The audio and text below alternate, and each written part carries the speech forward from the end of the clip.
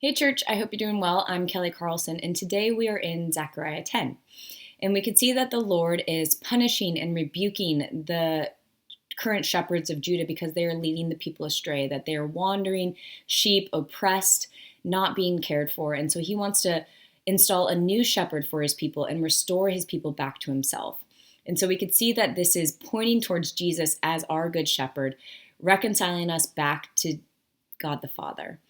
And so, what does this chapter bring up for us? Well, it reminded me of a question that we were talking about in our discipleship group. And the question was, what are the mental obstacles that challenge our ability to fully trust Jesus with our lives? Fully trust Jesus with our lives. So, if Jesus is our good shepherd, what is that? What are the questions that bubble up? And so, in our group, we talked about fear of the question is Jesus really good?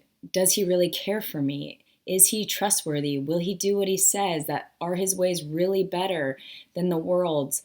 Will he provide for me? Will he restore me, redeem me, reconciling me back to my family?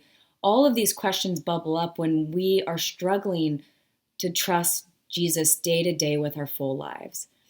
And the reason that was brought up in me is because I felt like God was answering a lot of those questions in this chapter.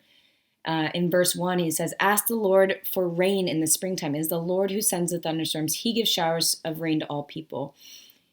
God is saying, I'm the ultimate provider. This was an agricultural community that was reliant on rain for survival. And he's saying, I'm the ultimate provider.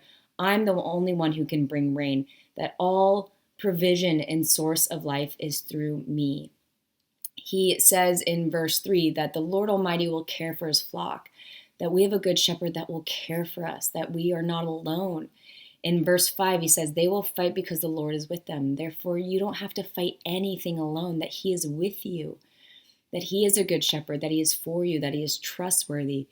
Verse 6 says, I will strengthen Judah. I will restore them because I have compassion on them. He will strengthen you and give you all that you need and empower you to live a life that is righteous and holy and blameless in his sight because of what he's done on the cross. That he will redeem you. He has compassion on you. He cares for you. That he will restore you.